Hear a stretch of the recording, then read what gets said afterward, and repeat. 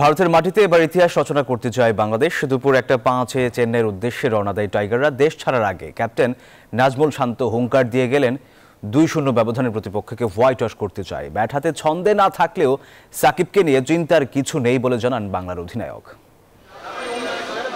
ঋতুতে শরৎ হলেও প্রকৃতিতে বর্ষা। ঝিরিঝিরি এই বৃষ্টির মধ্যেই ভারত সফরে গেল টাইগাররা। শনিবার দেশে ফিরেই দলের সঙ্গী হলেন হেড কোচ চান্ডিকা হাথুরুসিংহে। মেহেদী মিরাজ সস্ত্রীক বিমানবন্দরে এলেন। মুশফিক মুমিনুল্লাহ একই পথে বিমানবন্দরে প্রবেশ করলেন।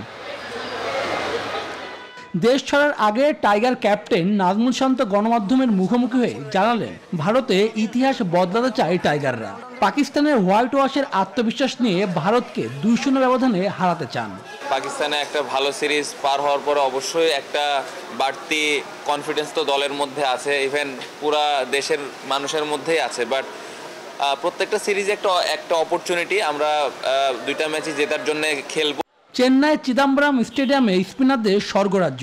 টাইগার স্কোয়াডে সাকিব, মিরাজ, তাইজুল ও নাইমরাও প্রতিপক্ষের ব্যাটিং দুর্গ গুড়িয়ে দিতে পারে। পেসাররাও রয়েছে দারুণ ছন্দে। এটা চিপস বিস্কিট চিপসকে চিপস বলতে হবে। ব্রান্ড পটাটা চিপস নাকি বিস্কুট খেয়ে বুঝে না। তবে পুরো দল হয়ে খেলতে পারলে অনেক কিছুই সম্ভব, অভিমত টাইগার ক্যাপ্টেনের।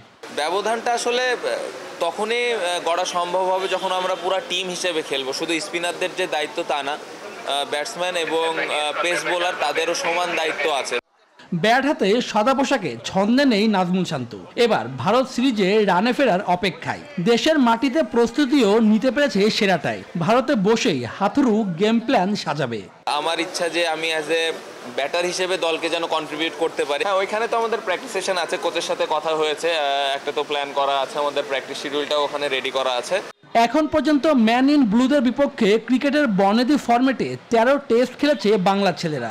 সেখানে 11 ম্যাচে হার, ড্র কেবল 2টি। শুভদেবনাথ, নিউজ 24, ঢাকা।